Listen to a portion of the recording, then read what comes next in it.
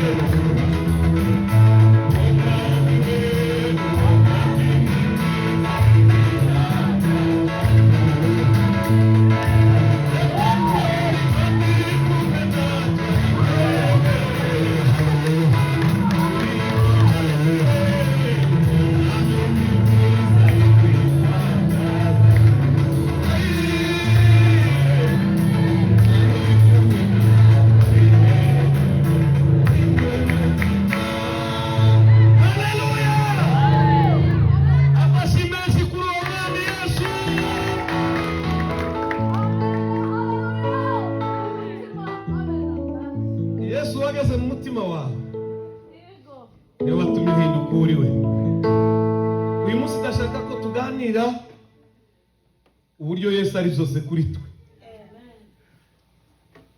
Ni topic yoroshe kandi yumvikana. Yesu Kristo zose kuri ki. Mfashe kugira ngo udataha gutyo. Ubwirize mugenzi wawe uri uburyo ni bumoso. Umubwire ngo Yesu Kristo ni zose kuri ki. Amen. Kuri ki. Wacha urabanza kuvuga ati amen. Banza wivuge. Ngahe banza umubwire ngo Yesu Kristo ni zose kuri ki.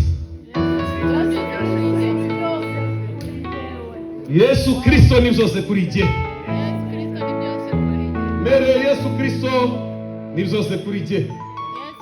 Nono tubwirane rero umubwire ngo Yesu Kristo ni zose kuri wowe.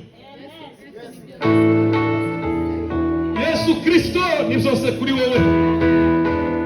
Hari abantu bifashe batamfashije kuvuga ubutumwa bwiza. Ngahe dutinye kumureba.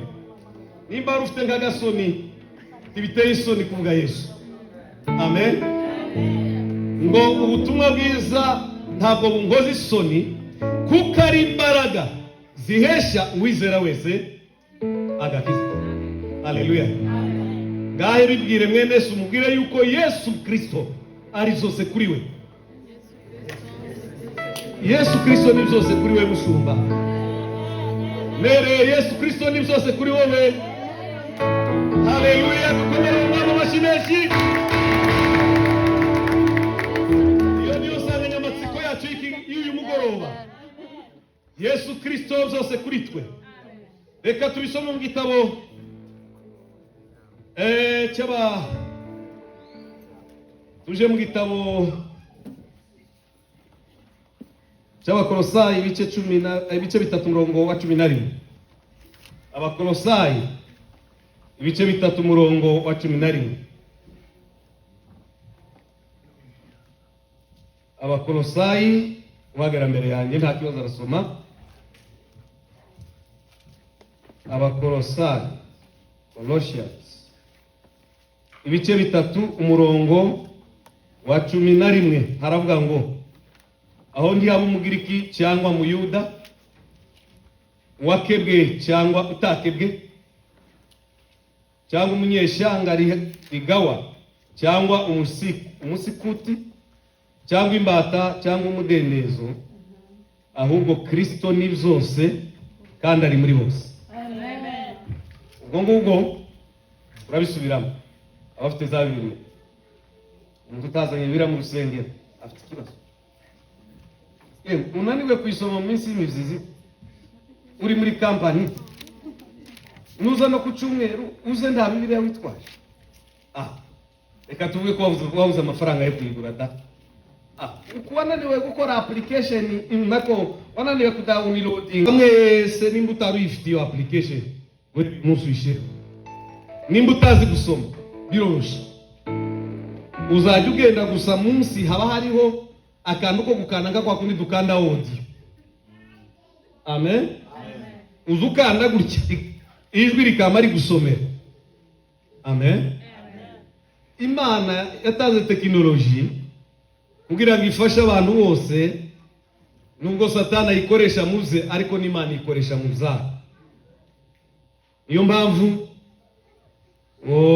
ziza cyane gushira Bibiliya muri telefone yawe kugira ngo nigiye uzabukora ushobora no gushira ekutere mu matwi ukomeza kumva igusomera gusa.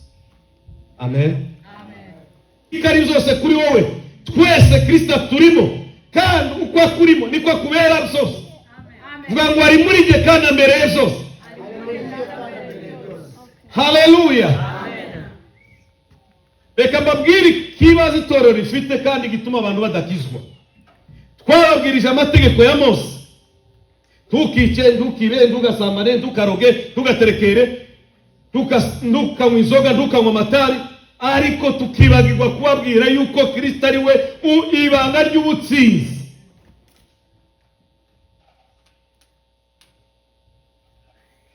Kugira ngo muzumve neza izo ngiye kuvuga, ndafata ubuhamya bwanjye muvuge, wenda biraza kugusigira ishusho yawe ugeze. Birashoboka yuko utaranatangira n'urugendo rw'agakiza kandi urimba muri korali. Birashoboka ko utaratangira urugendo rw'agakiza kandi uhanuka. Bitewe n'iki? Yuko utarigera umenya ijambo rimwe gusa, izina ryitwa Yesu n'uwo ari we ku buzima bwawe. Munyemerere sobanurire Yesu umwanya mutoya, kugira ngo nitumwumva bize kuduhesha ubutsinzi n'imbaraga zo kugera kuzo dukeneye kugeraho muri we, tutariheshejwe nuko tubikwiriye, tubiheshejwe nuko ari muri twe. Njyewe navukiye mu rusengero rwa Methodiste muri Kongo. Data ari pasteur, mama ariko na mama yowe wa mama, ariko igitangaza nuzura imbaraga z'impano.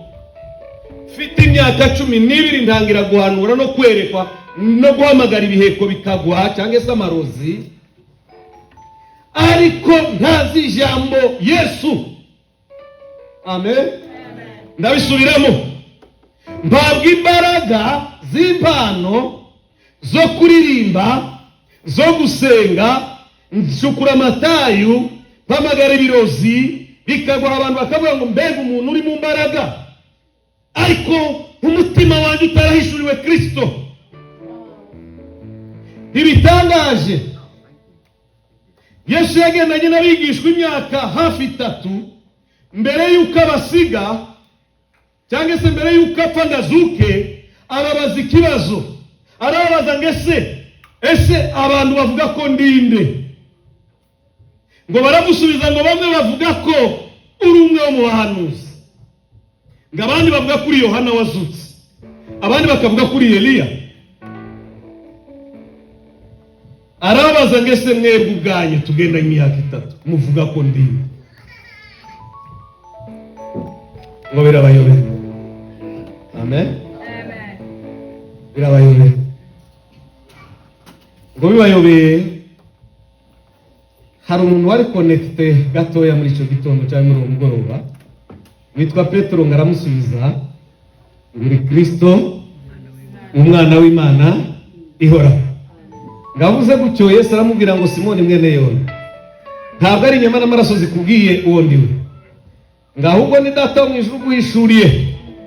Ngo kandi tukiri Simoni bisobanurwa ngo urubingo rudahamamye rudakomeye, ngahubwo wise Petros, Pierre, Peter, ibuye, stone, rock, ngo wowe ubaye mwamba, ibuye, urutare, kandi kuri urwo rutare, amen, ngo niho nzubaka itorero ryanjye, ngo nubwo amarembo y'ikuzimu yatoboka ntazagira gute, ntazarishobora. Ese urwo rutare mwebwe murumva ari Petero, ari Simoni wa Yona? Oya, ni ishurirwa rya Kristo. Wubakaho ibyawe bigakomera, ntibinyeganyezwe n'umuyaga n'umuhengeri w'isi. Aho niho dushinga ubuzima bushinga kuri Kristo. Mwamba, Yesu niye mwamba, haleluya.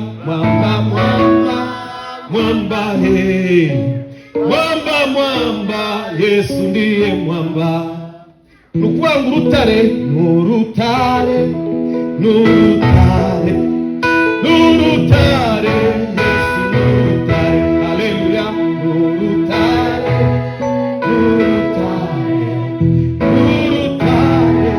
Yesu n'urutare. Ntabwo ari Petero itorero ryubatsweho, itorero ryubatswe ku ishurirwa rya Kristo Yesu. Bibiliya ivuga ngo ibuye abubatsi bazi niryo ryahindutse rikomeza imfuruka, kandi riba igiciro cyinshi. Kandi ngo niba arasogongeye mukamenya yuko umwami wacu Yesu agira neza, ngo nimumwegere, ngo niwe buye rizima, a living stone, ibuye rizima ryazwe n'abubatsi, ariko ku Mana ryaratoranijwe riba igiciro cyinshi. Ngo namwe nimumwegera, ngo muzahinduka nk'amabuye mazima, ngo yubakishwa inzu y'umwuka, Kristo Yesu, ngo kuri iyo nzu ari ibuye rikomeza imfuruka. Iyo mbona umukristo ugwa cyangwa usubira inyuma kubera ageze muri Amerika ngafite amafaranga kuri konte, kubera ko atagigira ibyifuzo by'inzara, inzaraga yarashizega muri Afurika, yarari mu nkambi afite ibyiringiro yuko umunsi umwe azagera Amerika. Mana ukagira ngo arakije, ni amaganya y'ubuzi, arimo araganyira Imana. Agakiza kazanwa no guhishurirwa Kristo, ntabwo kazanwa n'amaganya y'amasengesho kushaka kujya muri Amerika. Bwana asifiwe sana. Ukabona umuntu ukarasimbuka hano, ukagira ngo n'umwenda uracika cyangwa arakora accident, ukagira ngo ni ukubera yanezerewe Kristo, kumbe ga n'umuziki w'igisirimba muryohe. Amen. Igisirimba gusa, umuziki gusa, emotion zazamutse, ukabona karasimbuka kumbe ndakimurimo. Buri gihe uko simbuka ndimo nzina imbatekerezo watubamye, imbatekerezo watuzukiye, ntekerezo uzaza kudutwara, ntekereza aho yicaye ku ntebe y'ubwami agoswe n'ibizima bine n'abasaza 24. Bwana asifiwe sana. Uwo niwo munezero wanjye, uwo niwo mahoro yanjye. Ndetse nkibuka naho yanguye. Jehunda ukiza wanjye wanyiguriye Golgotha. Jehunda umukiza wanjye wanyiguriye Golgotha. Jenari mbata mbenezo, jenari mbunyi maramura, jenari mbunyi masarazura, imuza y'amahoro Yesu yampaye. Jehunda umukiza wanjye wanyiguriye Golgotha. Mureke tuzajya dukora ibintu byose hano mu rusengero nta handi amasari kugira ngo niyentegrega ntibambone nk'umuntu. Ko murabona bari abasore basigaye bagira imisatsi bakama bayishamarika gutya, uzamubwira ngo ni ko batabikoraga bari wa iriya misatsi bagira gutya bagakaraga ukagira ngo ni umusazi uvuye ku Icukiro. Bamwe tubaza batoragura amashashi Kigali. Ko muragira ngo niki kiba kibibatera? Nuko bageze inaha basanga abablaka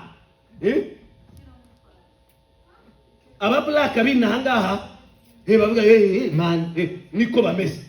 None bagashakaga kwifananishaga ngo bageze hehe muri Amerika, bifananishe n'abandi n'abanyamerika bandi babiramo, bakama bashiramo inanga madredi. Imana igutaba, bagahindura ivugo, bagahindura ingendo, bagahindura imyambarire. Wasigara uvuga ukamugira nyine ngo n'umuntu ukavukire winaha. Tangaza mugani ko natwe twageze mu gisirikare tutarakomera, tutazi zo turimo z'agakiza. Ukareba gusa umuntu ukavuga ati uyu nguyu ni afande. Amen. Yagutuma kudomeka itabi ukadogo ngo genda ndomekera itabi, ukamuza uritumura kumurusha kugira ngo umwereke ko uri umusirikare kamirifu.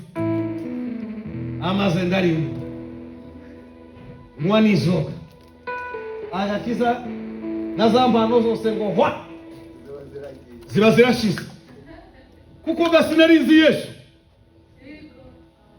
Jewe nari narambaye impano kubera gukurira mu rusengero, ariko sinarizi ibyo ndimo. Ushobora kuririmba neza utazi ibyo urimo, ushobora kubwiriza neza utazi ibyo urimo, ushobora kuza mu iteraniro hano utazi ibyo urimo. Ariko uyu munsi ndashaka kubwira Kristo Yesu wapfuye akazuka, Imana iguhumura amaso y'umutima ubashe kumuhishura. Pawulo amaze kumumenya mu bice 3 Abafilipi yaravuze ngo nyamara ibyarindamu yanyu, murongo wa 7, ngo nabitekereje ko ari igihombo kubw'ubutunzi butagira akagero aribwo kumenya Kristo, ngo kubw'uwo nahonze ibyanjye byose, ngo ndetse mbifata nk'amase ngo kugira ngo ndonge Kristo. Reka nkubwize ukuri, siza mbona ikintu kinejeje muri ubu buzima kuva nyuma namara guhishurira nko gutunga Kristo mu buzima bwanjye. Sinzi icyo washukisha ngo kinkure kuri we. Mu 2000 ubuntu bw'Imana bungeraho, numva ijwi rinsunikira kuja kubatizwa iwacu. Nari ngiri muri Kongo mfite imyaka 17, uyu munsi mfite 43. Ngongereyo ndabatizwa, ngo mara kubatizwa umuhanuzi araza ati igihe cyawe cyo kuba muri iki gisirikare kirarangiye, ndagushakira Rwanda uziga. Cyo genda namfite amashuri 4 ya primaire, nari nyeshamba ko nari mfite 4 ya primaire. Hanyuma ndaza ku myaka yanjye 17 nguziga, nguzasubira mu mashuri, nguzagira amashuri menshi, ngo kandi uzangorera mu gihugu cyawe n'ikitari cyawe. Bwana asifiwe sana. Ngira papa gurisha ikimasa ndagenda mugera i Rwanda fata ibibiri narayisomye ndakubye umuntu asoma sinzi icyo umuntu ndasoma subira muri primaire na marikabutura ku myaka 17 ija mu wa gatanu primaire nambara ikabutura aho ni abandi barangiza secondaire nambara ikabutura nsubira mu ishuri primaire mu bihumbi bibiri ndi uyu munsi mfite doctora. Amen. Mfite doctora muri Ethiopia. Bwana asifiwe. Ariko se bikomoka Yesu kwaje kwenda mukakandi se mbana rigije mutekereza abantu bagezana mugari na mukano muri Amerika nimba ari abakobwa ndaho bava ndaho bagana nimba ari abahungu ndaho bava ndaho bagana destiny yawe ejo hazaza ari muri Yesu nudashaka Yesu ngukunde Yesu mushire mu buzima bwawe tuzubaka urugo ngo rushobore nuza bikisi uzaba uri umuntu gusa malere muri Faransa ariko umuntu ubabaje cyangwa se ubabaye. Inzira nimwe kugira ngo ubuzima buhinduke nuko umenye Yesu agahindura ubuzima bwawe. Shinga ubuzima bwanjye kuri Yesu. Mu mashuri nakoze no muri banki na pastor Dive twarakoranye muri banki nuko nasanze muri kaminuza nigana na pastor Dive kubera ubwo bukererwe. Amen. Hanyuma ndashaka ndavza uyu munsi ndi umugabo w'abana ba tangira urusengero maze imyaka 10 tangira urusengero n'imiti y'ubushumba maze kubwiriza mu bihugu byinshi kandi nasezeye akazi Imana integetse muve muri banki ariko maze kubwiriza mu bihugu byinshi nano nabageze. Bwana asifiwe sana. Kandi nzakomeza ngaruke ko mfite byiza y'imyaka 10. Haleluya. Amen. Kandi ingoma ya Trambega ndimugire ngo yopfa guhaviza umuntu wari we wese keretse umuntu Yesu yatuzi ingoma. Yesu ashimwe cyane. Amen. Haleluya. Nkabandi hano ibi byose zaturutse ku ijambo rimwe mwishurirwa Kristo. Reka mbabwira akantu kamwe iyo ndirimbo ndaza kusaba abantu bayincurangire kuri mixere niza gusoza yanjye ndi muri secondaire nari pasteur w'abanyeshuri ndangiza secondaire Nyemera Bigisenyi noneho bampa icyumba cy'amasengesho bampa n'icyumba cyanjye cya pasi ndi umunyeshuri imyaka 2 wa 5 wa 6 sengera abarwayi vuga ubutumwa abantu barakizwa ngira amakorara 5 n'abakristo barenga 1000. Amen. Ariko nisanga ntakikiga noneho ngira ubwo bangiye hasigaye amezi 2 ngo nkore exam. Yesu anyohereza abamarayika 2 baraza nasigaye abandi bagiye kwispatashe nje ngira ubwo bwo gutaha ngo sigare ni baraza bangiraho muri cyacuma n'abagabo ndababwira ngo you are welcome in my house. Kibabwira ngo barambwira ngo ya mu Kinyarwanda turacuma. Haleluya. Amen. Babwira ati nikaze mu nzu yanjye reka senga isengesho ryo gushima Imana kuko mwansuye ngo ntangire gusenga baririmba indirimbo ngo haleluya haleluya Yesu ni insinzi yacu. Haleluya haleluya Yesu yaranesheje. Kuko nari nagize ubwoba nasigaye ku ishuri ndije nyine bitamenya ngo Yesu andumyeho abamarayika ngo bambwire ko nzatsinda kubye. Amen. Bwana asifiwe sana. Amen. Nzatsinda kubye. Umwana wanjye wa 4 ni umuhungu yaravutse ngagera amezi 3 afatwa na diare itarangira turavuza mu bitaro biranga ngo bimare kwanga madama amagara nyina atari ko se wasanga zino ngwara atari ngwara zo kuvuza n'imiti ya Kinyarwanda ivyatsi nyina mama mabuko aravuga ngo nivyo niyo ndwara ngo nawe warayirwaye ukiri umwana ngo none ngo bigikira ngo nukuzana icuma ngo bakagikubita bakagishusha umuntu muhuje amaraso bakagikubita mu kibuno cy'umwana ngo arahita akira ngo kandi nawe urebe neza ufite inkovu yazo. Ndavuga ati ni karande yateye nyina ikurikiye n'umwana wanjye. Uzi ijambo nasomye wa Galatiya ibice 2:11 havuga ngo namwe bari bapfuye bazize ibicumuro byabo ngo yabahinduranye bazima na Kristo amaze kunyaga abafite ubutware n'ubushobozi ngabivuga hejuru kubw'umusaraba we. Ndaparafaraje ntabwo ariko byanditse neza ngo hanagura izandiko z'imihango zabarega nga abahemura ku mugaragaro ngabivuga hejuru kubw'umusaraba. None ntangira kwamamaza. Haleluya. Fata gahinja kanje kameza 3 tangira kwamamaza ndavuga ngo kubera amaraso ya Yesu umwana wanjye nari kurikirwe na karande ngo aje gutwikwaho icuma kugira ngo akire, kuko nukubanga abadayimoni barimo bareklama yuko uyu mwana nadatwikwaho icuma ari bupfe.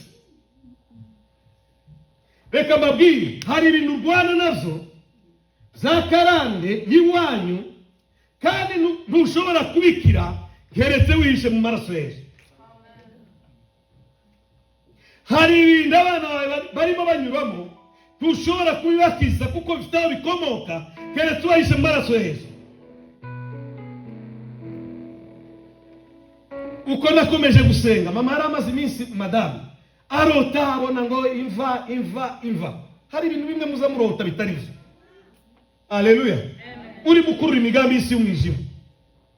Uyu mwana koko ashobora kuba hari umugeni. Ntabwo ari umugeni. Oya. Nuko Satani gusa ashaka kumwiba. Ashingiye kuri karande. Uko nakomeje ndamubwira ato oya. Yesu aramuvuganira, amaraso ya Yesu aramuvuganira. Uko namufashe senga noneho nawe arereko abona imigozi yose irimo iracigagurika umuriro w'Imana urimo urayitwika. Ngo munsi naramusengeye yadiyeraga inshuro 10 ku munsi garakeye yituma kabiri. Wanasifiwe. Amen. Arakira n'ubundi muzima n'umusore w'imyaka 6. Ariko byaturutse ku kwizera umusaraba. Ugomba kumenya imbaraga z'urupfu rwa Yesu. Hari abantu bano barara badasinzire kuko baracyaba dayimoni. Cyangwa kuragwana n'abarozi wabashobora wowe urabaza. Amen. Murabaza uzaho batuye n'ibyo bakoramo. Ugomba kwihisha munsi y'umusaraba. Haleluya. Sivuze ngo ndidusenge ndasenga ariko sinizerera mu masengesho nizera muri Yesu. Amasengesho yanjye nayo gushaka uburyo nihuza n'umwami ariko amasengesho yanjye siyangiza. Ndabisubiramo. Amasengesho siyangiza. Ikingiza ni Yesu. Iyo ari imirimo y'umuntu ariyo yamukiza Yesu ndaba yarapfuye ku musaraba. Ndakiranuka kugira ngo mbicyare nyagisha mu mwami ariko imirimo yanjye no gukiranuka kwanjye ntibishobora gutuma nemerwa. Bibiliya ivuga ngo nako n'umuririmbyi baririmbye nizo twakora zose n'umwete wacu wose n'agahinda gasaze n'amarira adashira zose ntizashobora kudukura w'ibyaha. Yewe uzirinda ibyaha ariko si byo bizakukiza. Uzatanga ibya 10 n'amatungo ariko si byo bizagukiza. Uzabwiriza ubutumwa nk'uku kwanyu ibyo ndibyo gukiza. Ikizagukiza ni kimwe n'umusaraba wa Yesu. Nibwo rwandiko ruzakwinjiza mu ijuru kuko Imana kuza bari mu isi cyane zatumye itanga umwana wayo w'ikinege kugira ngo umwizera wese atarimbuka ahubwo ahabwe ubugingo. Sasa ntuzajya wibagirwa Yesu gatoya. Uzajya umenya ko watorongeye wacitswe wagiye hano. Bibiliya ivuga ngo nuje wibuka Yesu Kristo wakomotse mu rubyaro rwa Dawudi.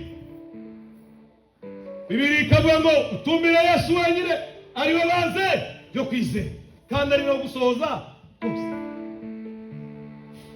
Reka mvuga ibintu birindwi Yesu kumuvuga se mu kanya gatoya bizashoboka. Ubu nibyo ngiye kubatiza abantu, mbabwiriza Yesu nk'amasesio 6 cyangwa 7 gusa nimo mbabwira Kristo, kandi amasaha atatu kuko ni Yesu gusa niwe zindi ngiro zose. Reka mvuga icyambere dufite muri Yesu. Bavuze ngo Yesu ni byose. Icyambere Yesu ni udukiza ibyaha. Usome mu gitabo cy'Abaroma ibice 8 umurongo waho wa 2, Yohana 8:36. Yesu niwe udukiza ibyaha. Mbese ntiwakira icyaha utavuye kuri Yesu. Ubu narababariwe kandi sinshobora gukora ibyaha. Umwana w'Imana ntashobora gukora ibyaha kuko imbuto yayiguma muri we. Muse nakora ibyaha ko ndabishaka nabikora gute? Umutima wanjye wamaze kurunga. Haleluya. Sinshaka kwirarira cyangwa se mu guca intege n'umwizera araguha imbaraga zo kudakora ibyaha. Uko ndagenda nubwo banga umunsi umwe zazuka nisange ndi umuzungu, niko ndagenda nubwo banga umunsi umwe zazuka nisange ndi umupagani, kuko Yesu yaramuhoye ngo izica ndetse yanjye yarahindutse ndi umwana w'Imana. Haleluya. Icya kabiri, muri Yesu twavuze ngo ni byose kuri twe kandi ni byose muri bose abamufite. Icya kabiri, Yesu Kristo ni uha ubugingo abamwizeye bose. Yesu ni utanga ubugingo kubamwizeye bose. Twari tuwavuze Yohana 3:16 na 7:17. Yohana 17 umurongo wa 3 haravuga ngo wizere uwo mwana afite ubugingo. Bwana asifiwe sana. Icya gatatu, muri Yesu dufite Yesu Kristo umufite wese amuhiza kenye zose. Yesu, Jesus is our provision. Yesu ni ubutunzi, ni provision, ni source of prosperity. Tibishoboka ko wakena uri muri Yesu. Impossible. Impossible. Tibishoboka. Uri muri Yesu zukuri. Ntabwo ukiza ibyaha gusa, ntabwo ubugingo buhoraho gusa, aguha n'ubutunzi. Amen. Niba utarabubona uri yasira uzabubona. Keretse utari muri. Haleluya. Bibiliya bivuga mu gitabo cy'Abafilipi ibice 4 umurongo wa 19, ndetse no muri Matayo ibice 6 umurongo wa 33, ndetse no muri Zaburi ya 34 umurongo wa 10, no mu Bakorindo ba 2 ibice 9 umurongo wa 8. Reka mvugaho nazirikanye cyane nkunda gukoresha muri je nimo nibwira. Matayo 6:33 haravuga ngo ahubwo mubanze mushaka ubwami bw'Imana no gukiranuka kwa ngibindi byose muzazongera. Bivuze ngo nimba mfite Yesu muri monezi ari umwami wanjye, nanjye ndi umwana w'Imana mu bwami bw'Imana, kiramukira Imana Yesu yarangezemo, ibindi byose bizajya bingurikira. Bwana asifiwe. Amen. Reka mbabwire abantu bageze muri Amerika ariko bamwe bazayikeneramo. Bamwe barakenye kandi bari muri Amerika. Ega nibasengera abantu bari muri Amerika, Canada, hehe hose. Hari abantu bashoma bakabura akazi, abandi bakarwara bakabura uburyo bwo gukora. Sivyo? Abandi yazajya kubitamo gucya amafaranga gusagera kuri konti, kandi wimanye cyacumi urakima Yesu ngende. Wimanye icyacumi, wimanye amaturo, yagera kuri konti gute. Kaka modokari warumaranye iminsi kakiri muri credit ibihumbi bingahe, kakamagasha mu muhanda, cyangwa kamazi kirwara bakakubita igifagitire. ugasanga gusohorana amabire, stress y'amabire uri muri minus. None ubwo uri muri Amerika.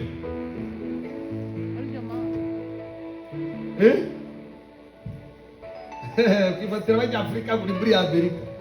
Kandi uri mu bukene.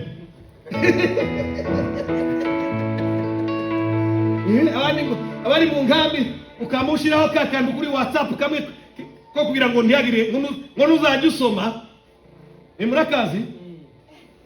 Ngo nuzajya usoma ntiyagire umenye ko wagize gute?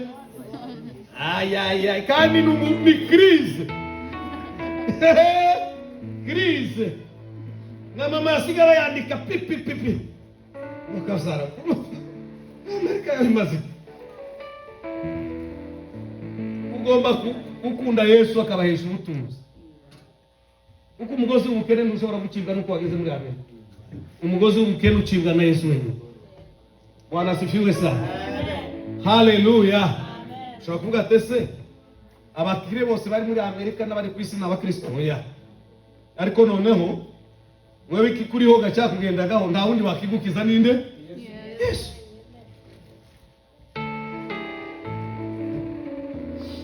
Sinimo mabwira ngo mukurikire kubera ubukire. Ariko ni content y'ibintu zose nicyo ushaka kuvuga. Zose ni zose. Kuri twe kuba mufite hose. Icyakane Yesu Kristo abera imbaraga n'ubushobozi umufite. Bibiliya ivuga ngo abasore b'imigenda bazacogora baruhe ndetse bazagwa rwose. Ariko abategereza Uwiteka bazasubizwa imbaraga, bazagenda be gucogora, baziruka be kunanirwa, ngo bazagurukisha amababa nk'ibizu. Abafilipi ibice 13 hakavuga ngo shobozwa zose na Kristo imbaraga.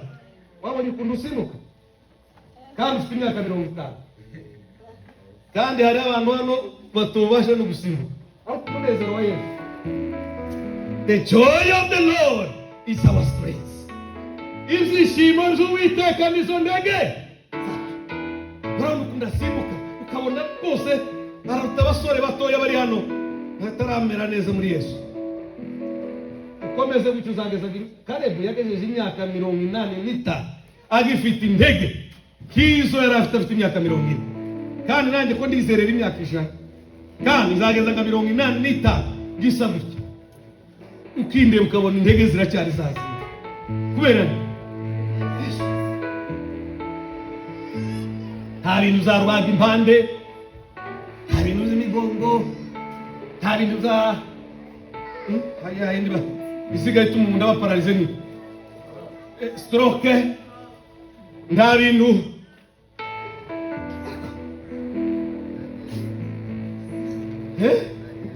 za diabete, ngo nta gasukari ngakinywa, ngo nta kanyama kirya, uri ku isoko kandi zarara kuriye muri Afrika none ugeze muri Amerika diabete iraje aho akariye nawe ngo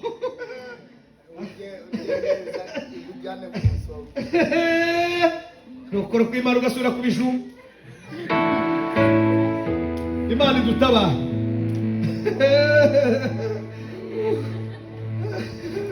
Yesu dutabare aduha intege mu mibiri. Haleluya, haleluya. Bwana asifiwe sana. Icyagatanu Yesu Kristo ni umwungeri urinda ubugingo bwacu. Zaburi ya 23 haravuga ngo Uwiteka niwe mwungeri wanjye sizake, anjyamisha mu cyanya cy'ubwatsi bubisi, anjyana iruhande rw'amazi adasuma, anyobora inzira yo gukiranuka ku izina rye. Ishimbo ye n'inkoni nizo bimpumuza, andunganyiriza ameza mu maso y'abanzi, ansiza amavuta ku mutwe, igikombe cyanjye kiraseseka. Nukuri kugirirwa neza n'imbabazi zanyuma y'iminsi yose ndiho, nanjye nzaba mu nzu y'Uwiteka iteka ryose. Yohana 10:11 haravuga ngo ninjye umwungeri mwiza kimuranga nuko apfira intama ze. Yesu yaradupfiriye kubera urukundo, kandi aravuga ngo intama zanjye ngo nazi ziri mu biganza byanjye, ngo kandi ntawe ubasha kuzivuvunuramo. Bwana asifiwe sana. Ntawe ubasha kuzivuvunuramo. arandinze, nzajya ndyama nizigure kuko Uwiteka ariyo mahoro yacu.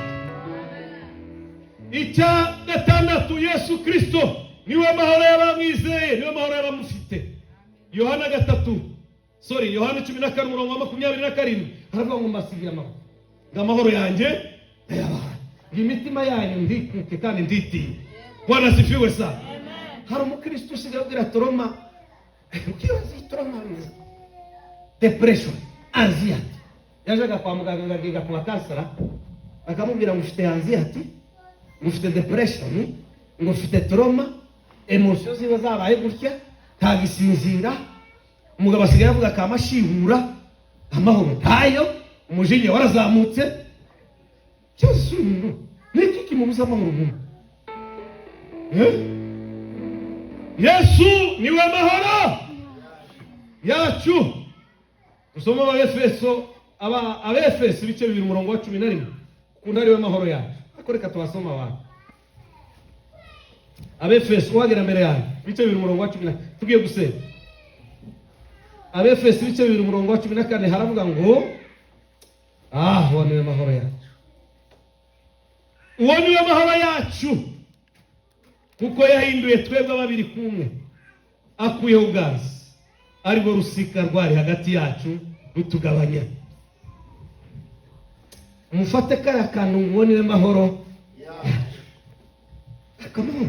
Amahoro Yesu atanga si abisi batanga, amahoro Yesu atanga si abisi batanga.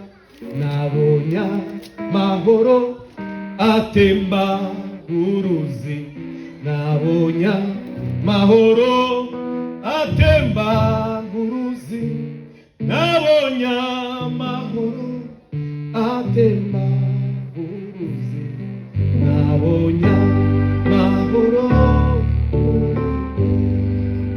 muri Yesu, nabonya mahoro atemba uruzi, nabonya mahoro atemba uruzi, nabonya mahoro atemba uruzi, nabonya mahoro uruzi.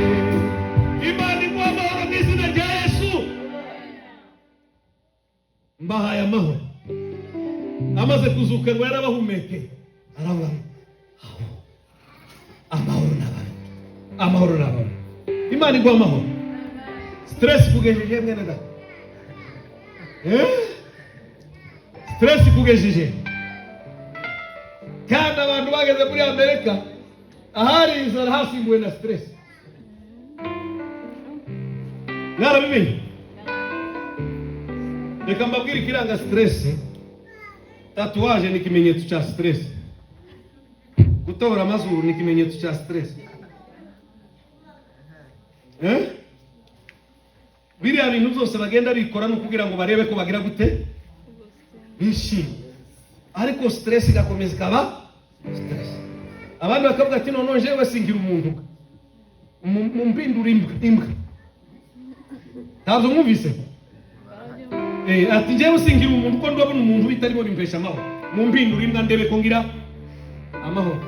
Abandi tariko jewe ko ndumva kuba umugabo birimo binstressa cyane, mumbage mpinduka umugore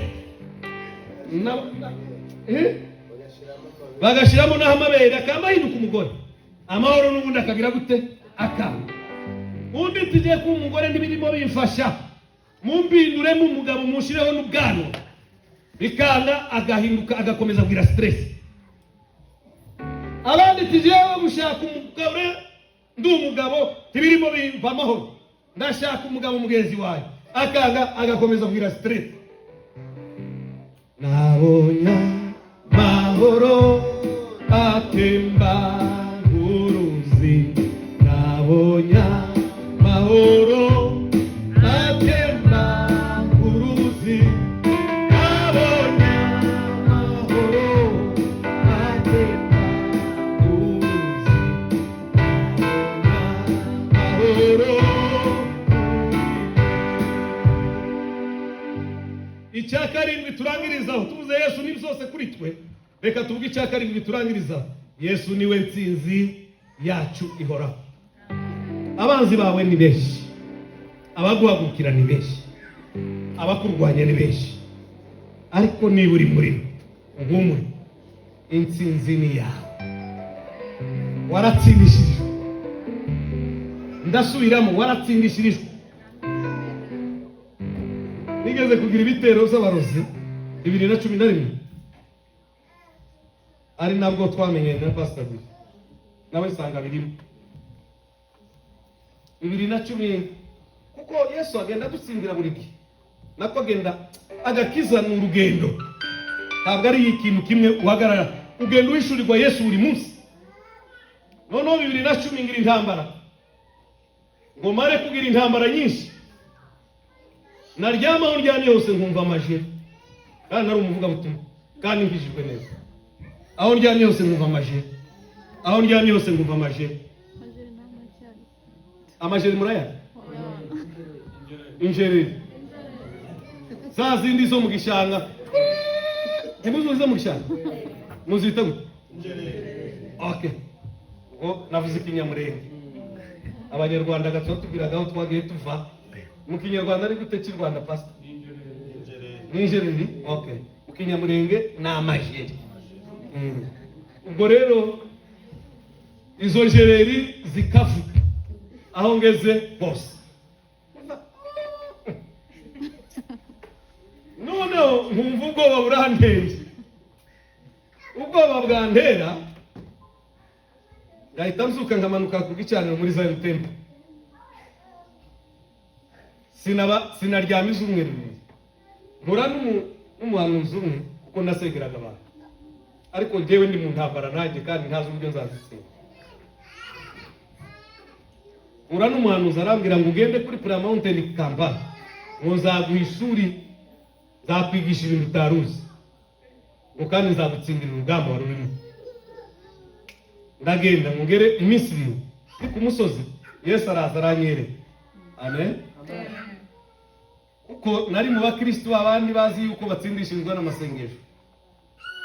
Icyo gihe nari nzi ngo kugira ngo ngire imbaraga nyinshi, amen, ngo zo gutsinda abarozi bo mu muryango n'abahehe bose n'abo mu kirere, ngo nuko niyiriza ngasenga nkarara ndasinziriye. Kuko uruhara kumubona gwaraje n'ama stress kubera gutinya abanzi. Ngo ndangize Yesu arambonekera, ngamare kumbonekera mpaca cyanditswe kivuga ngo wewe gusunyegera ibindi byose n'ibyo wangana nabyo. Bwana sifiwe. Ndamwizera, ngo mare kumwizera asubirayo, subiye mu Rwanda ngiryama kuri cya gitanda, numva ngo njye ariko mu mutima wanje meze neza, namaze kwizera Yesu. Ndabibwira kandi ngabadayimoni bazumva, ndababwira ati musakuze mwe muri iki gitanda ndaryama kandi ndasinzira, kandi ntacyo muntwara. Nama ndyamanye, ngo mare kuryama mbona dayimoni, kumbe byari inzoka. Mbona inzoka ndende idafite igarukira, ariyo myuka yakarande iwacu ishaka kumfata umutwe.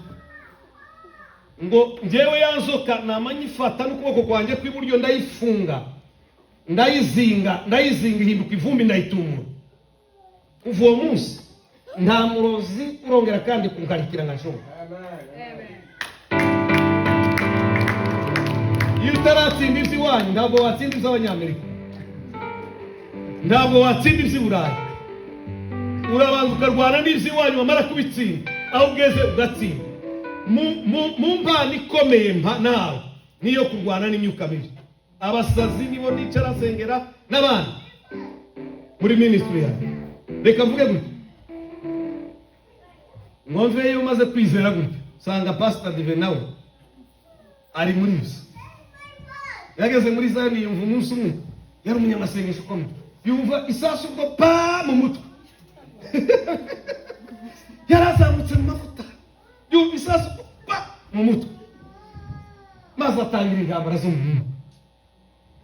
Umusanga atazaryama, ku manywa yirirwa mu nijoro akarara mu bicaniro, akavuga ati kabisa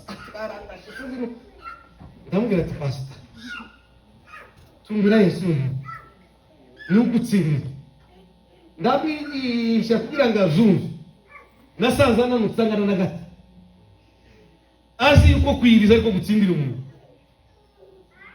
n'ubu turiyirije nge nawe tumaze iminsi 3 tunywa gusa ineso ni umunsi wa kane ngo dusoze ariko ndibivuze yuko twiringiye amasengero twiringiye Yesu haleluya kandi iyo wiringiye Yesu wenyine ugira amahoro n'ugurimo wiriza ariko iyo utiringiye Yesu ukiringira amasengesho ugira pressure ngo musange gutyo ndamwigisha arambwira ati ndafasha ariko yarambwiye ngo ndamworohe nabi ngo sigana ni kwiriza kandi akumva afite amahoro ariko naje kandi ngasubire ku cyane cyo kwiriza Bwana sifiwe namwe niba mutiriza mwiriza simbabwiye ngo mureke kwiriza ariko ntabwo wiringira kwiriza wiringira Yesu Bwana sifiwe sana ya aratsinda arashaka arakora aragira gute abatera imbere haleluya nawundi gusara afite pressure hari abantu b'abanyamasengesho tubona baracyane iki kubera ubwoba bw'intambara barimo reka dusome icyanditswe cya nyuma maze dusenge turahita duhaguruka dusenge dusome mu gitabo cy'Abaroma ibice 8:37 Abaroma ibice 4:37 ira yose nayigishije uyu munsi uko gari bwo bwa nyuma ariko zaga Bwana sifiwe sana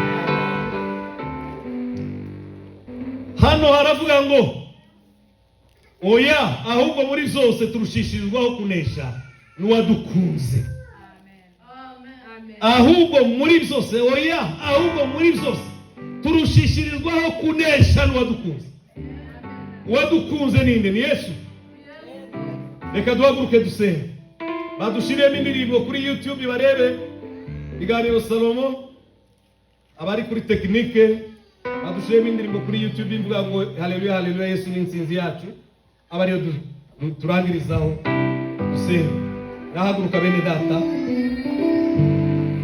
nahaguruka ndasengera n'abarwayi gatoya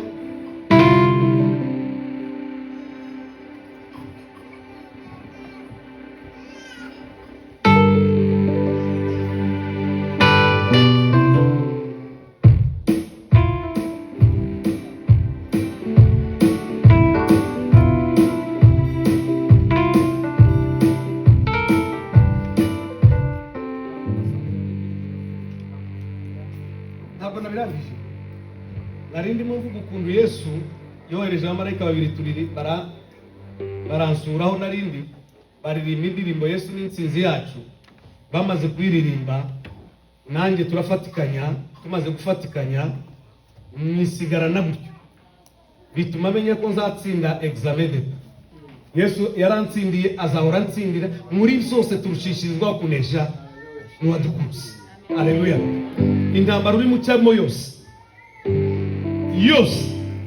umwanzi wo guhagurukiye uwo ari we wese humura Yesu araje gutsinda indwara iyo ariyo yose Yesu araje gutsinda Yesu ni insinzi yacu baradufasha bayicurange dukore playback ya iyo ngiyo namba ishati mu iyo ya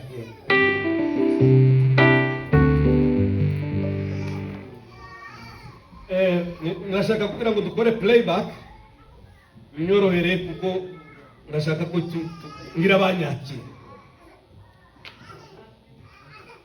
narazisohoye ngenda sohora uko ampaye indirimbo mwerekwa ndagenda nkayisohora Bwana sifiwe kandi namwe ndavuze ngo hano korari muzisohore mu izina rya Yesu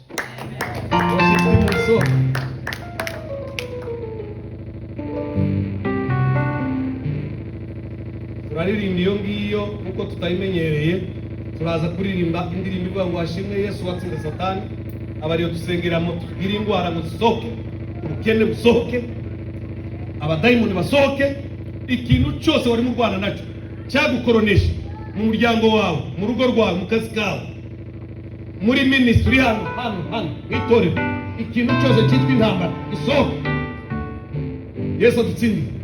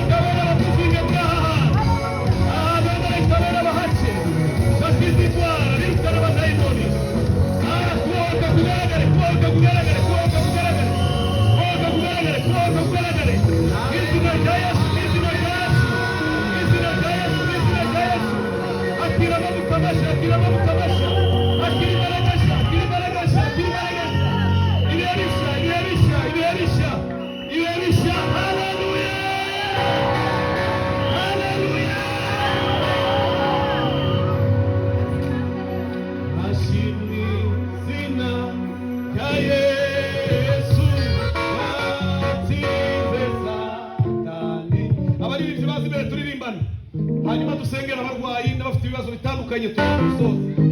Hashimwe izina rya Yesu watsinze Satani.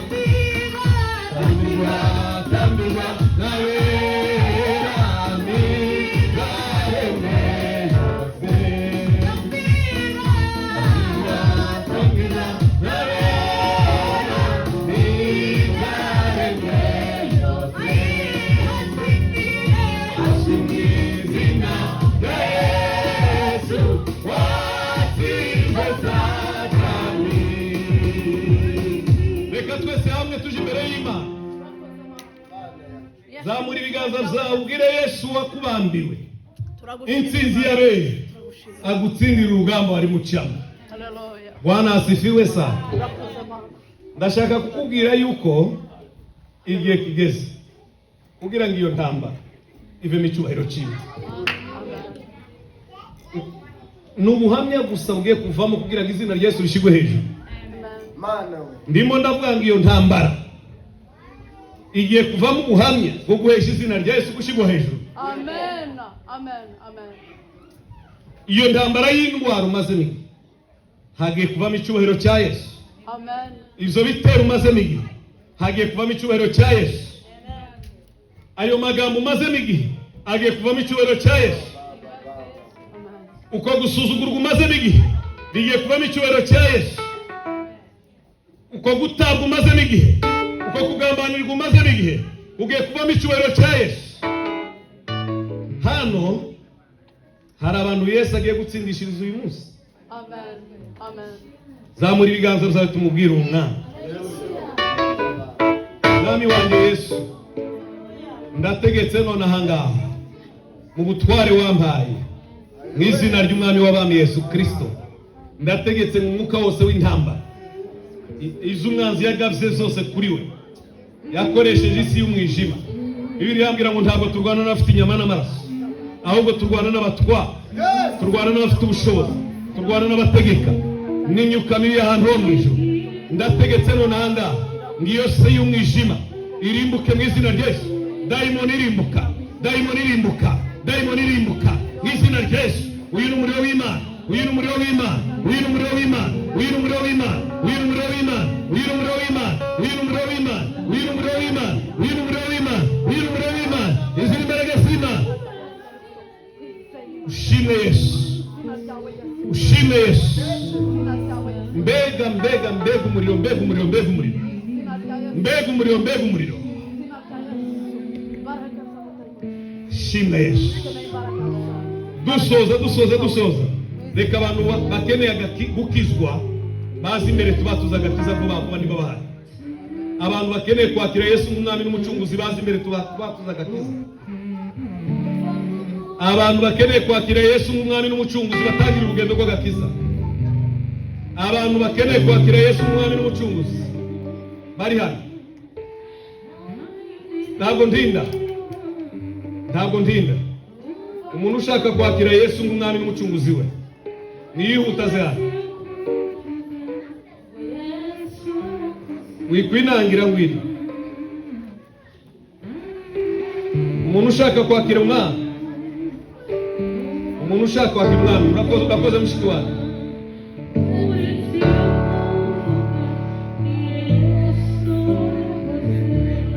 Hari ibyo babonye yuko batari baragayishurirwa Kristo, suko batari mu rusengero, bari mu rusengero bararirimba ariko bari bataramenya Yesu neza. Uyu munsi nibwo bamuhishuriwe, uyu munsi bahawe revelation of Christ, bahawe kwishurirwa kwa Kristo. Nimba nawe bamuhishuriwe ushaka kugira ngo tukwatuze murabona inyigisho z'umubatizo bakabatiza abantu batarakira Yesu. Nimuze vuba ndibwira isoni. Abahungu bari hariya muze, abatarakizwa bari inyuma nimuze, abatarakizwa muri inyuma muze ndimurangare. Amen, muze. Ntabwo ari abakobwa bonyine bakizwa, abatarakizwa muze imbere. Haleluya, haleluya. Bwana asifiwe sana. Nimba ari umuntu wahishuriwe Yesu bundi busha akamwizera yaza imbere nta kibazo, tugira isoni. Muze ndababwira amagambo musubiramo y'agakiza. Ntimugire isoni, ntimugire isoni.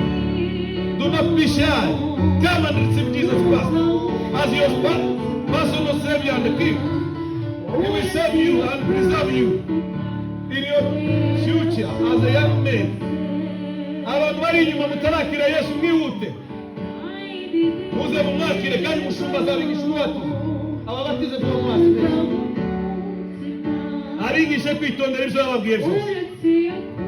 Ntimugire isoni, Yesu ni umwami.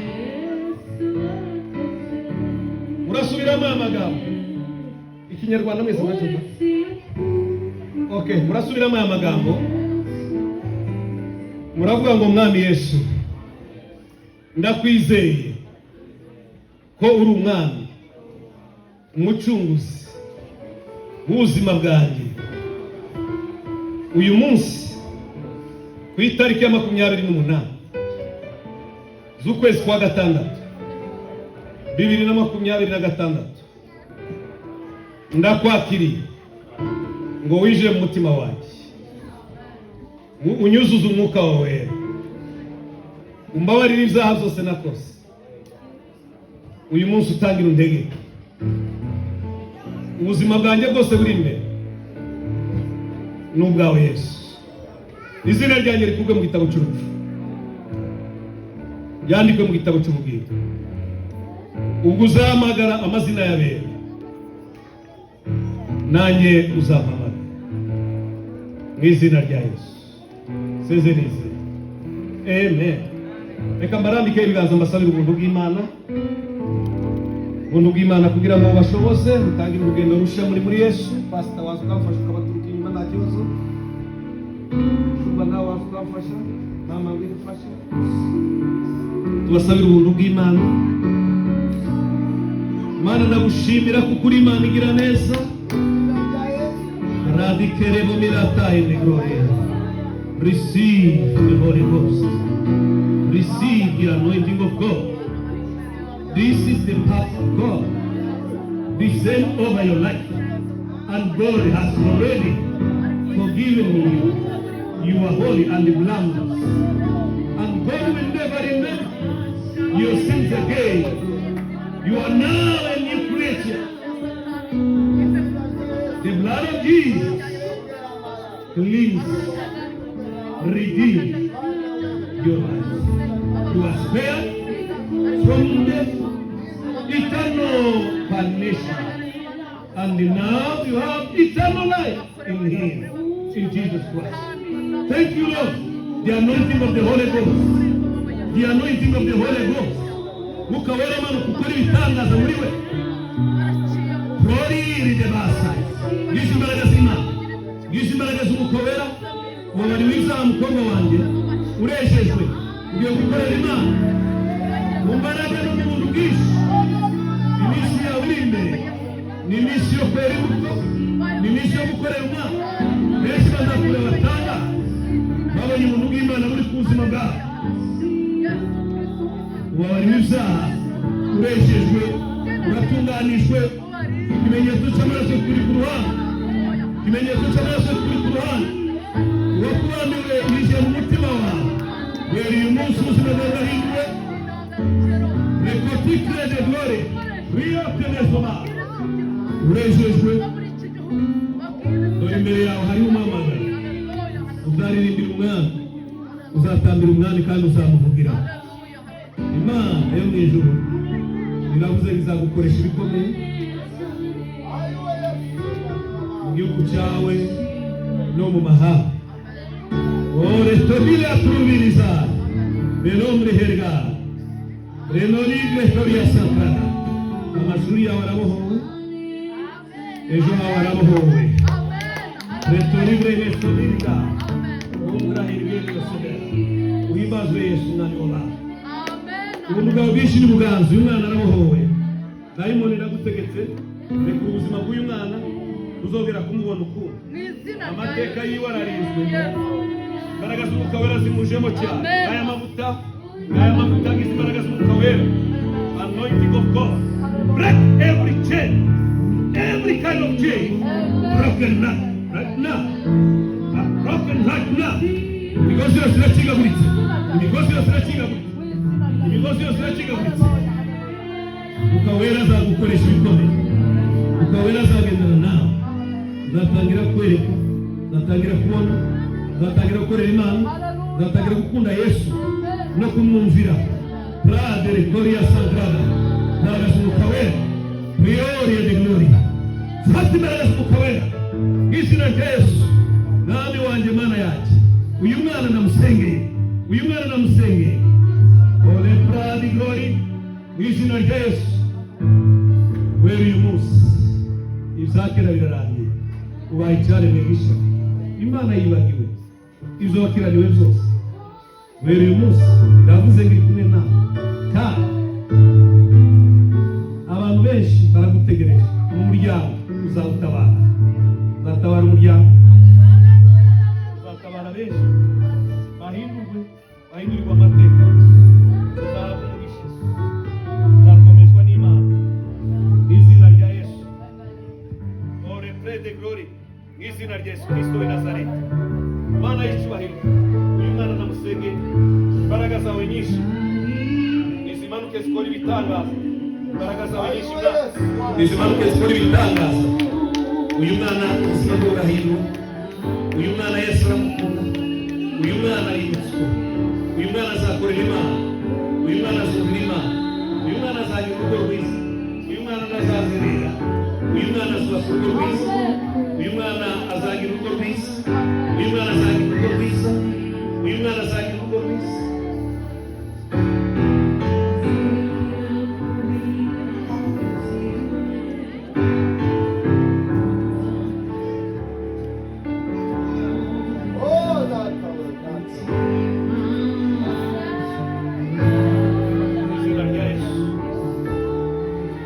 Navuze ngo uyu mwana azagira urugo rwiza, uyu mwana ntazazerera, uyu mwana ntazazerera, uyu mwana ntazazerera.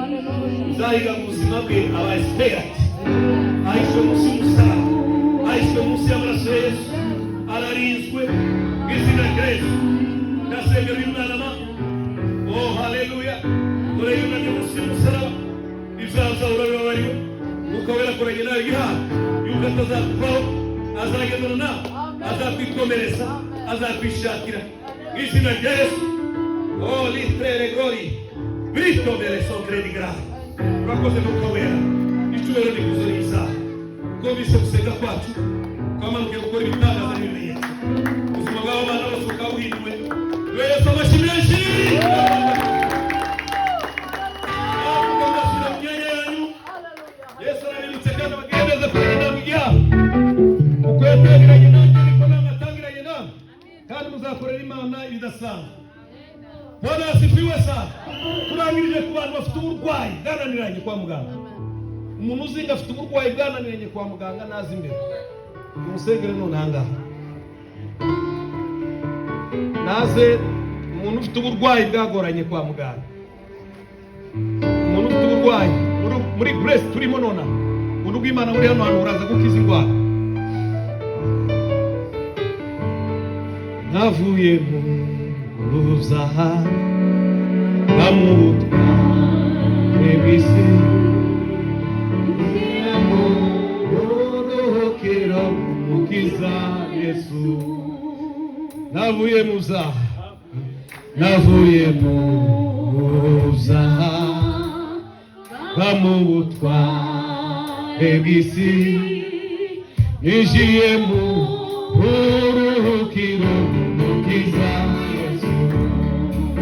Navuye mu zaha, navuye mu zaha bamutwa ebisi ninjiye mu uruhukiro umukiza Yesu. Navuye mu zaha, navuye mu zaha bamutwa ebisi ninjiye mu uruhukiro umukiza Yesu. Ndashinganye enanamahoro ubugingo bwanjye burize babukwiriye. Ubu ndashinganye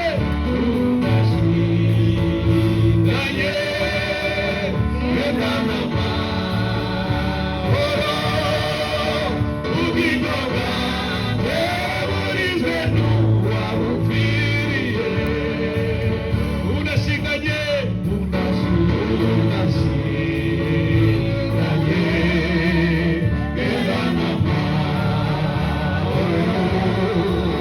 ubugingo bwanjye burizwe n'uwabupfiriye. Ubu ndashinganye mu maso ya Yesu. Ubu ndashinganye enanamahoro ubugingo bwanjye burizwe n'uwabupfiriye. Mana y'imbaraga, Mana y'icyubahiro, ndasenze nonaha. Imbaraga zikiza, imbaraga zibohora. Shyira nonaha bamusingize neza. Fire, fire, fire. The anointing of God. Ubuntu bw'Imana burimo burakubohora, burimo burakubohora. Uwo muriro urimo uramanuka mu mubiri wawe. Abadayimoni bose barimo baragenda, barimo baragenda, barimo baragenda, barimo baragenda, barimo baragenda, barimo baragenda. Barimo baragenda, barimo baragenda. Tinya dayimoni, soka, soka, soka, soka, soka. Soka, soka, soka, soka, soka. Ngize imbaraga, ngize imbaraga, ngize imbaraga, ngize imbaraga, ngize imbaraga. Ngize imbaraga zima. Akira imbaraga nshya. Akira imbaraga nshya. Aya mavuta arakubohoye. Urabohotse, urabohotse guhera mu birenge kugeza mu mutwe. Nguwo umuriro mu birenge w'Imana. Nguwo umuriro mu birenge w'Imana. Nguwo umuriro mu biganza. Nguwo umuriro, nguwo umuriro, nguwo umuriro, nguwo umuriro, nguwo umuriro, nguwo umuriro, nguwo umuriro, nguwo umuriro, nguwo umuriro. Ngize imbaraga, ngize imbaraga, ngize imbaraga, ngize imbaraga. urabohowe Yesu urakoze mwa uzongera kurwara ukundi. Yesu aragukijije. Yesu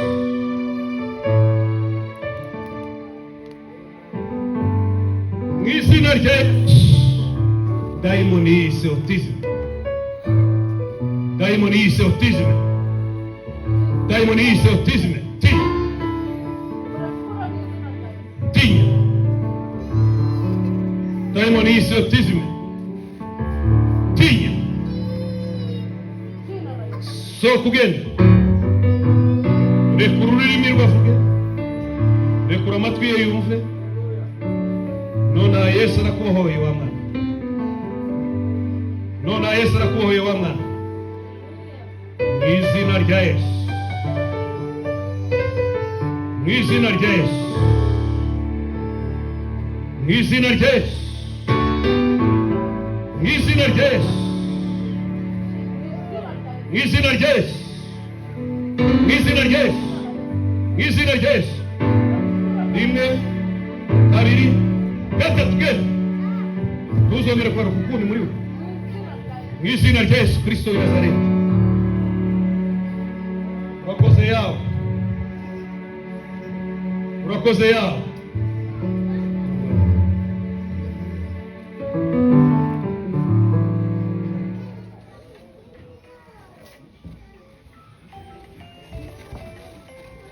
None ndategetse ngo umwuka wose wize amaraso yenda kubita. Aya maraso aragarutse, aya maraso aruzuye wera uyu munsi.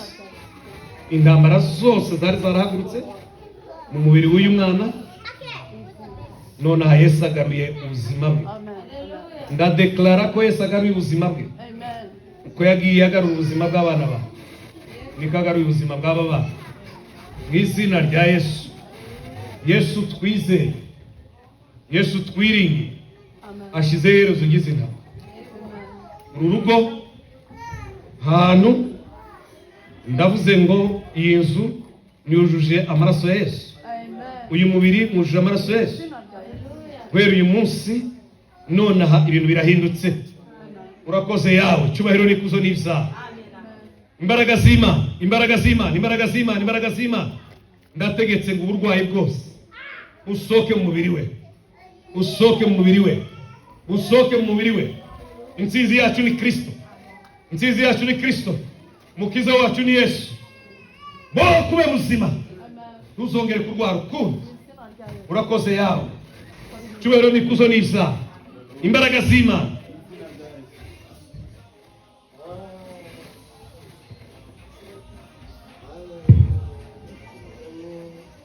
Aya maso ndavuze ngabe mazima.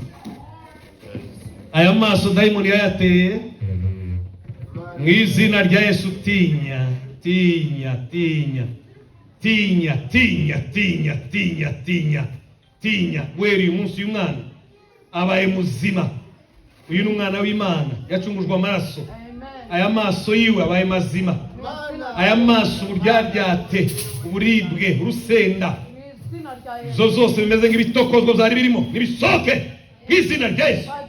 Mwanda wose ukuwemo, imbaraga z'Imana, ubasha bw'Imana, mw'izina rya Yesu, mw'izina rya Yesu, mw'izina rya Yesu, mw'izina rya Yesu. Buno ubasha bwawe data, buno ubushobozi bwawe data, buno ubukiza kwawe. Shimwe mwami kubikoze. Haleluya. Yesu ni mwiza. Zini imbaraga z'umwuka wera. Relo redele glory. Mw'izina rya Yesu Kristo w'i Nazareti. Buno ububasha bw'Imana yacu, buno ububasha bw'isumba zose, buno ubukiza kw'Imana yacu.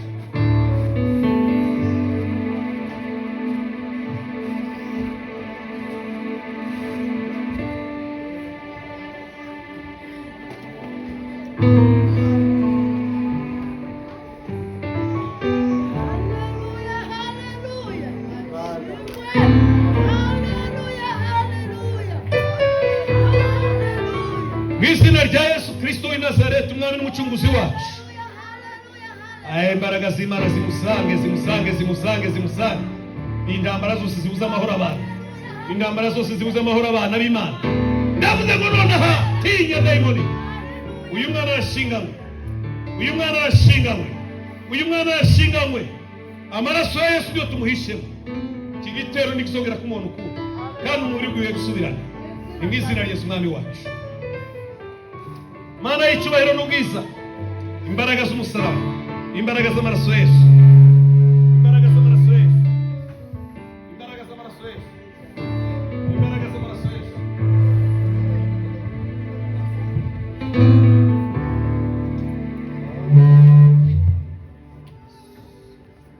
Imbaraga z'amaraso ya Yesu, imbaraga z'amaraso ya Yesu, ubasha bw'isumba zose none ahangaha ndategetse, none ahangaha mu izina rya Yesu. Uyu ni umubyeyi, uyu ni umukozi w'Imana. Umubiri we niwe gutaraga, umubiri we niwe gutaraga, umubiri we niwe gutaraga. Nahabwa imbaraga mu mubiri we, ubuhamya bushya nibuze. Yo, abasore b'imigenda bazacogora baruhe, ndetse bazagora bose, ariko abategereza Uwiteka bazasubizwamo indege. Reka ahabwe indege nk'iz'abana batoya, reka ahabwe indege mu mubiri we.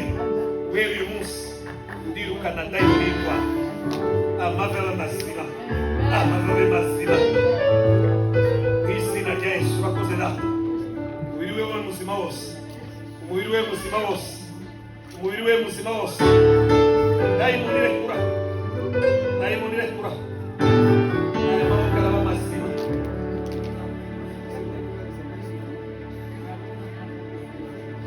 Mu izina rya Yesu Kristo w'i Nazareti, aya maboko abaye mazima, aya maboko abaye mazima, aya maboko abaye mazima. Kandi azongera akore neza, azongera akore neza, azongera akore neza. Amavi, amaboko, amaguru, ingingo ze zose zigiye gusubirana imbaraga, ingingo zawe zose zigiye gusubirana imbaraga. Imana irakusanye, Imana irakubatse, ubwenge bwose burashize kandi uzaramba ukuboko kwawe. Uhimbazwe umwami Yesu, ugira neza, uhinduye mu izina rya Yesu. Ndakwereka Tadano uresitora umubiri wiwe. Bibiliya iratubwira ngo Kalebu yashaje agifite indege nk'iz'umuntu muto. Ndavuze ngo indege zongere zigaruke mu mubiri we. Urakoze yawe, icyubahiro n'ikuzo ni izawe. Umubiri wiwe usubirana imbaraga mu izina rya Yesu. Ore tele glory, uri gitangaza Mana y'imbaraga, uri gitangaza Mana y'ubwiza. Ndasezerano na ubasha bw'isumba zose.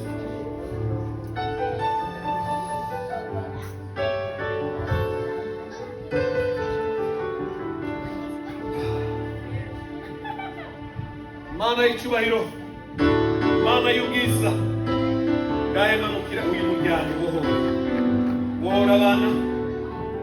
Imbaraga zose z'umwanzi n'ibitero zose nibitinye, nibitinye, nibitinye, nibitinye, nibitinye, nibitinye. Abana be basima, uyu mwana avuge, uyu mwana ahaguruka avuge, uyu mwana yumva, uyu mwana wese wese. Urakoze yawe, icyubahiro cyose n'ikuzo bizawe. Komeza gusenga kwacu, twamaze gukora ibitagaza mu izina rya Yesu. Avuge, avuge mu izina rya Yesu.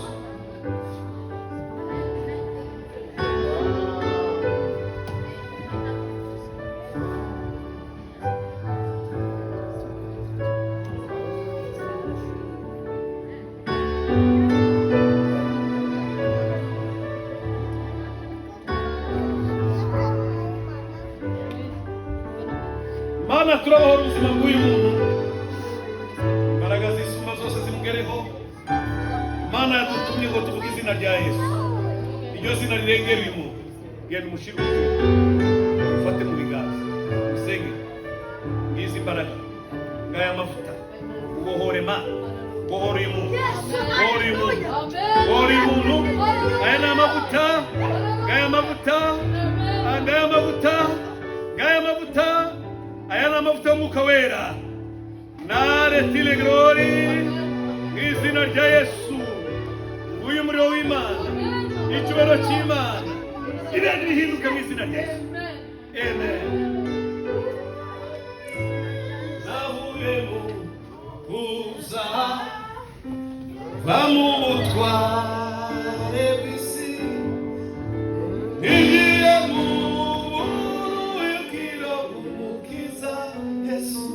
reka dukomere Yesu amashyi menshi. Reka mbabwire ijambo rimwe. wewe genda wizere Yesu. Nababwiye ibintu birindwi, biriya zose urabifite muri Yesu, numwizere.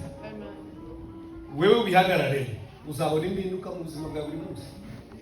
Satani ndazareka kugutera, ariko intsinzi ni yawe. Ndasubiramo, Satani ndazareka kugutera, ariko intsinzi ni yawe. Turushishirizwaho kunesha n'uwanakuza katakika. Imana ibamugisha, kandi Imana ibagire neza, duhese amashyi menshi. Mwongere kandi muhereze Imana amashyi menshi cyane. Imana yacu nishimwe. Tugiye rero gutanga ituro, ariko mwumvishije ko umukozi w'Imana, Imana yanamuhaye n'impano